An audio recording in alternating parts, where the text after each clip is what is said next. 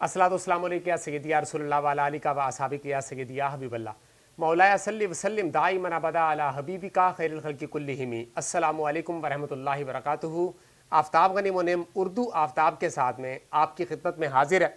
आज मैं बात करने जा रहा हूँ खुलासा नवीसी, और ये आज का हमारा लेक्चर रहेगा नहम दहम फर्स्ट ईयर और सेकेंड ईयर के तालिब इल्मों के लिए। आज तालिब इल्मों को ये सिखाएंगे कि खुलासा नवीसी बुनियादी तौर पर क्या है और बेहतर अंदाज में बोर्ड के इम्तिहान में आप खुलासा कैसे लिख सकते हैं या खुलासा बोर्ड क्लासेस के लिए आपको कैसे तैयार करना है। सबसे पहले तो आ जाइए बगैर किसी तमहीद के कि खुलासा की तारीफ क्या है, यानी खुलासा किसे कहते हैं, खुलासा होता क्या है।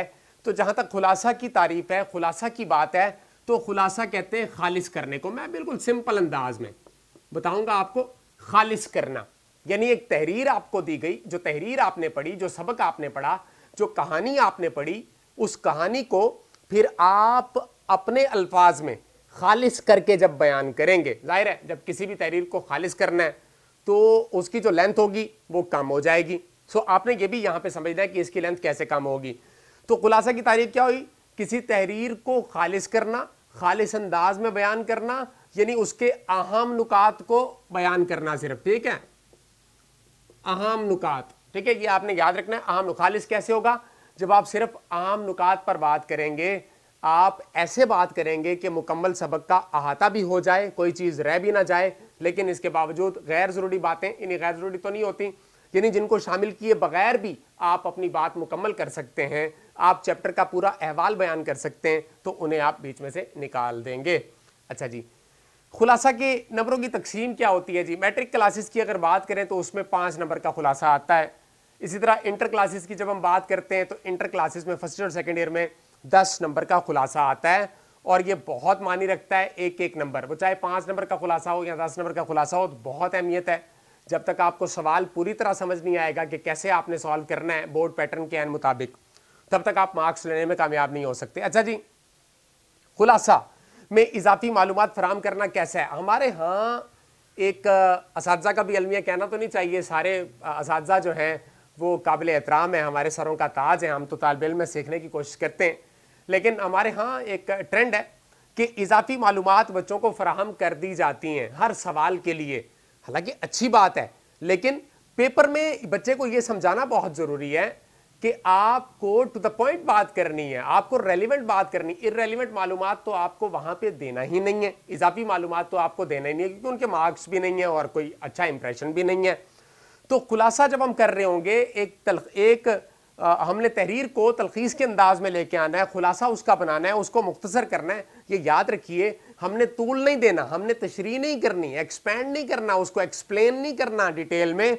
सो यहाँ पे हम इजाफी मालूमात फराहम नहीं कर सकते, ठीक है जी, नहीं कर सकते जी, इजाफी मालूमात फराहम नहीं कर सकते। इजाफी मालूमात से मुराद ये, आप खुलासे के अंदर अशार भी लिखना शुरू कर दें, आप खुलासे के अंदर कुरान हदीस भी जो है वो बयान करना शुरू कर दें, अकवाल ले आएँ, आप इक्तबासात ले आएँ, तो इससे होगा क्या, जो आपकी असल कहानी है वो कहीं पर्दों के पीछे रह जाएगी और आप अपनी ही मालूमात नहीं दे देंगे, उससे खुलासा तकमील तक नहीं पहुंच सकेगा।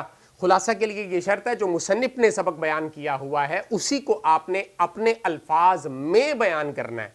अपने अल्फाज में बयान करना इसलिए ज़रूरी है क्योंकि मुसन्निफ के अल्फाज तो पहले ही आपके पास है, यानी उसने एक सबक को बयान करने में अगर 500 से 1000 लफ्ज़ इस्तेमाल कर दिए हैं तो आपने उसी को 300 साढ़े 300 लफ्ज़ों में बयान करना है। तो ये आपने याद रखना है। खुलासा कितने सफ़ात पर मुश्तमिल होना चाहिए? फिर वही बात आ जाएगी, बच्चों का ये बड़ा सवाल रहता है बार बार कि कितनी लेंथ होनी चाहिए। लेंथ का फिर यहाँ पे मैं कहूँगा कि ताल्लुक नहीं है, आपने ये याद रखना है। कुछ असबाब का खुलासा बड़ा मुख्तसर हो जाएगा, जैसे खुतूत गालिब का खुलासा आ जाए, मकतूबात इकबाल का खुलासा आ जाए, तो उसमें क्या होगा, दोनों खतूत को आपने तलखीस के साथ बयान करना है, तो वो 1 से 1.5 सफ़े के दरमियान आप दोनों खतूत को वहाँ पर खुलासे के तौर पर बयान कर सकेंगे।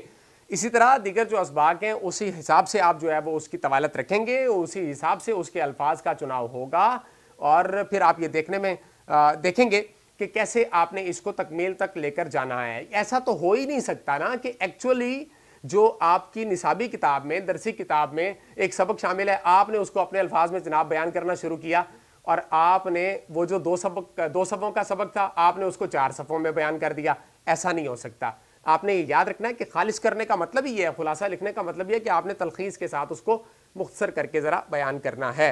अच्छा, एक और बड़ा इशू रहता है खुलासा लिखने और याद करने का आसान तरीका क्या हो सकता है। तो मैं आज आपको वो तरीका बताने लगा हूँ तावीज़ के तौर पे ही, समझ लीजिए इसे बहुत आसान हो जाएगा। ये तावीज़ बना के आपने हर चैप्टर के लिए अपने पास रख लेना है।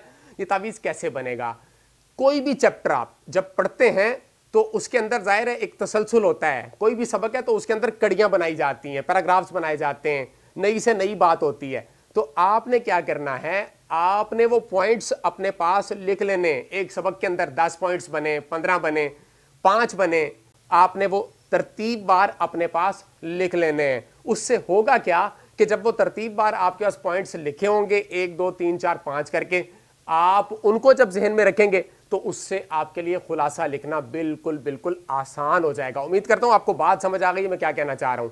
यानी कोई भी सबक है उसको आप पॉइंट्स बना लीजिए कि एक ये वाकया इसमें बयान हुआ था, फिर ये बात हुई, फिर ये बात हुई, फिर ये बात हुई। इसी तरह करते करते आप सबक के इख्तिताम तक चले जाएंगे और यूं आपका खुलासा तैयार हो जाएगा। तो आपने मुख्तसरन बात करनी है, उस वाकया को मुख्तसर करके बयान करना है आपने।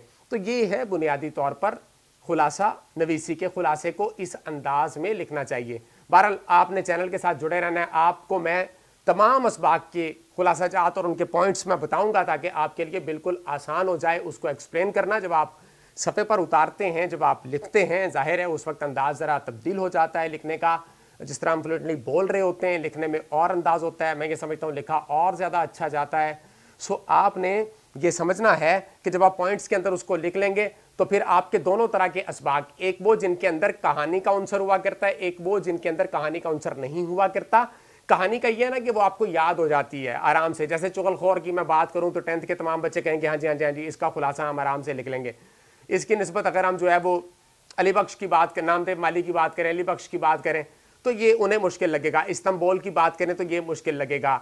इसी तरह आपने बात समझना है, नजरिया पाकिस्तान की जब हम बात करें उसका खुलासा सेकेंड ईयर के तालिब इल्म को मुश्किल लगेगा। मनाकिब उमर बिन अब्दुल अजीज रज़ियल्लाहु तआला अन्हु का खुलासा आसान लगेगा क्योंकि इसके अंदर वाक़यात का तसलसल बयान किया गया है, उसके अंदर वो सारी तवारीख हैं और वो सारी हिस्ट्री है, वो ज़रा मुश्किल होता है। लेकिन अगर आप दोनों तरह के, दोनों एतबार के जो चैप्टर्स हैं उनके पॉइंट्स बना लेंगे 5 5 6 6 7 7 8 8, तो आपके तमाम खुलासे तैयार हो जाएंगे। आज का लेक्चर इतना ही था। आपका कोई सवाल है खुलासा नवीसी के हवाले से, कोई मजीद आप मालूमात लेना चाहते हैं इस बारे में, तो कमेंट बॉक्स में ज़रूर आपने कमेंट करना है। आप नंबर भी यहाँ पे मौजूद है, आप व्हाट्सएप पर भी बता सकते हैं। कोई भी टॉपिक जिस पर आप वीडियो देखना चाहते हैं तो आपने ज़रूर बता देना है, इंशाल्लाह उस पर वीडियो बना देंगे। चैनल आपका, आपने ज़रूर सब्सक्राइब भी करना है, दोस्तों से भी करवाना है, शेयर भी करना है ताकि मज़ीद मुफीद मालूमात जो हैं वो आप तक सबसे पहले पहुँच सकें। ठीक है जी, सब्सक्राइब ज़रूर करना है आपने। तो इसी के साथ आफ्ताब गनी मुनीम को दीजिएगा इजाज़त। अस्सलामु अलैकुम वरहमतुल्लाहि बरकातुहू।